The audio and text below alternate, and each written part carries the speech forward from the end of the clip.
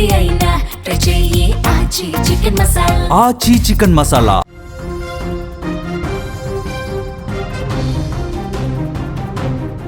Telangana municipal ఎన్నికల బరిలో నిలిచిన జనసేన పార్టీ తొలి విజయాన్ని నమోదు చేసి బోణీ కొట్టింది.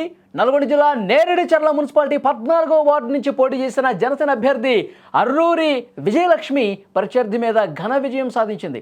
తెలంగాణ గడ్డపై పార్టీ ఉనికిని చాటుతూ మున్సిపల్ పోరులో జనసేన జెండాను ఎగురవేయటం ఆ పార్టీ శ్రేణుల్లో కొత్త ఉత్సాహాన్ని తీసుకొచ్చిందని చెప్పాలి. ప్రధాన పార్టీలకు ధీటుగా అక్కడ కాంగ్రెస్, బీఆర్ఎస్ ఇంకా మిగతా కొన్ని పార్టీలను కూడా తోసిరాజని అక్కడ ఆ వార్డులో ప్రధానంగా జనసేన అభ్యర్థిని గెలిపించారు. రాష్ట్ర రాజకీయాల్లో ఒక హాట్ టాపిక్ అవుతుంది ఈ విషయం.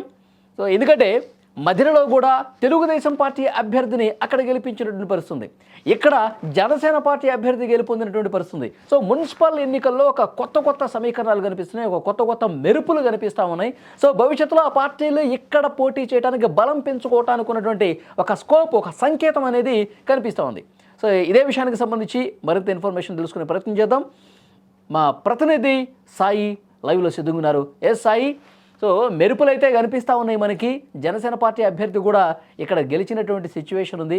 ఈ గెలుపుని, ఈ విజయాన్ని ఆ పార్టీ శ్రేణులు ఎట్లా చూస్తూ ఉన్నాయి?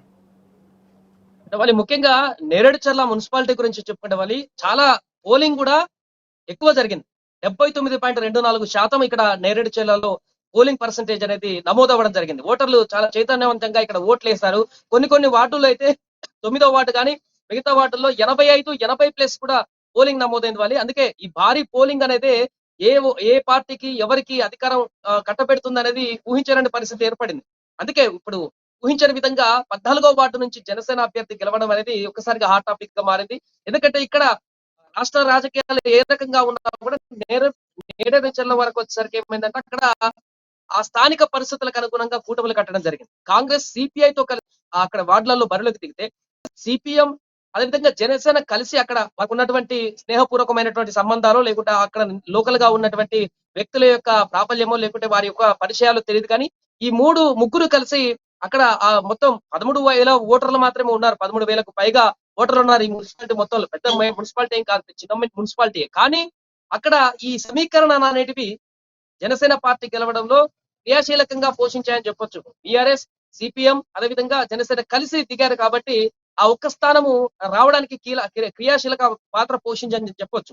ఏదేమైనా కూడా జనసేన ఇప్పటికే ఒక ఖమ్మంలో అక్కడ టీడీపీ ఒక మెరిపించి ఒక వార్డు కైవసం చేసుకున్న సందర్భంలో హాట్ టాపిక్ గా మారితే ఇప్పుడు నల్గొండ జిల్లాలోని నేరేడుచర్ల మున్సిపాలిటీలో జనసేన పార్టీ అభ్యర్థి గెలిచి అక్కడ ఒక సంకేతాన్ని ఇవ్వడం జరిగింది. అంటే ప్రతి పార్టీకి కూడా ఇక్కడ స్థానం ఉంది అనేటువంటి ఒక సంకేతం అయితే కనిపిస్తుంది తెలంగాణలో. ఊహించని విధమైనటువంటి ఈ యొక్క రిజల్ట్స్ కారణంగా, ఎందుకంటే అక్కడ పరిస్థితుల కారణంగా జనసేన పార్టీ ఇక్కడ గెలుపు సాధించడం పట్ల, అంటే యాక్చువల్గా జనసేన పార్టీ తెలంగాణలో పవన్ కళ్యాణ్ గారికి సంబంధించిన అభిమానులు ఉండొచ్చు, జనసేన అభిమానించే వాళ్ళు ఉండొచ్చు, కానీ అంటే గెలుపును శాసించే పరిస్థితుల్లో అక్కడ ఎందుకంటే ఎప్పటి నుంచో వేళ్ళునుకుపోయినటువంటి అధికార కాంగ్రెస్ కావచ్చు, మొన్నటి వరకు అధికారంలో ఉన్నటువంటి బీఆర్ఎస్ కావచ్చు, సో వీటన్నిటినీ కాదని జనసేన అభ్యర్థిని గెలిపించిన పరిస్థితి ఉందంటే, అంటే ఇక్కడ అభ్యర్థిని చూసారా, లేదంటే పార్టీ కూడా కొంత ప్లస్ అయిందని చూడాలా, ఎట్లా చూడొచ్చు?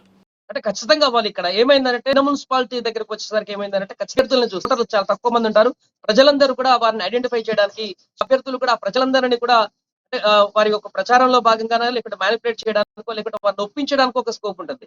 వేలలో ఓటర్లు ఉన్నప్పుడు అంతమందిని అభ్యర్థి నేరుగా వెళ్లి వారందరితో కలివిడిగా వాళ్ళందరినీ తన వైపు తిప్పుకునేటువంటి పరిస్థితి ఉన్నది. చిన్న మున్సిపాలిటీ వచ్చేసరికి ఎగ్జాంపుల్ గా మన గ్రామ పంచాయతీ ఎలక్షన్స్ చూస్తుంటాం. అక్కడ ఏమైతుంటే అభ్యర్థి అక్కడ స్థానిక పరిస్థితులను బట్టి ఓట్లు వేస్తుంటారు.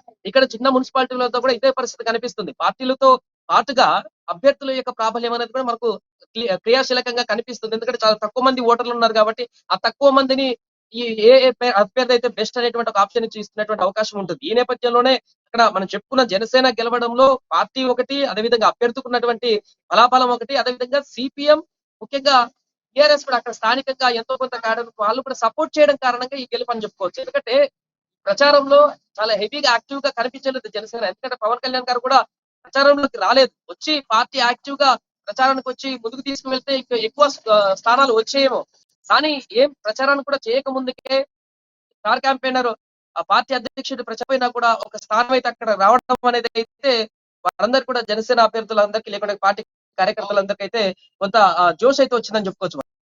Okay, thank you very much Sai. అది మొత్తానికైతే జనసేన పార్టీ గెలుపు సాధించడం పట్ల ఆ పార్టీ శ్రేణులు అయితే ఫుల్ జోష్లో అయితే ఉన్నారు. తెలంగాణలో భవిష్యత్తులో జనసేన పార్టీ ఇక వచ్చేటువంటి ఎన్నికల్లో పోటీ చేయడానికి ఒక బలమైనటువంటి సంకేతం పంపించింది. ప్రజల్లో ఆ మార్పు కనిపిస్తూ ఉందని చెప్పి ఆ క్యాడర్ అయితే చెప్పుకుంటా ఉన్నారు.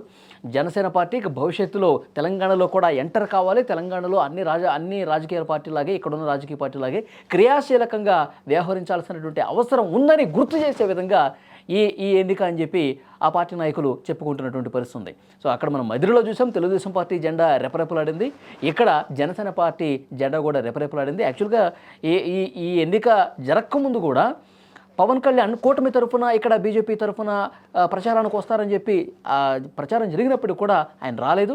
సో భవిష్యత్తులో ఇప్పుడు ఈ గెలుపుని చూసిన తర్వాత మనం బలం పుంజుకోవాల్సిన అవసరం ఉంది, ఇక్కడ మన పార్టీని నిలుపుకోవాల్సినటువంటి అవసరం ఉందని చెప్పి ఆ అధినాయకత్వం భావిస్తే కనుక డెఫినెట్గా భవిష్యత్తులో ఇక్కడ కూడా పార్టిసిపేట్ చేసే అవకాశం ఉందని చెప్పి ఈ ఫలితాలు రుజువు చేస్తూ ఉన్నాయి.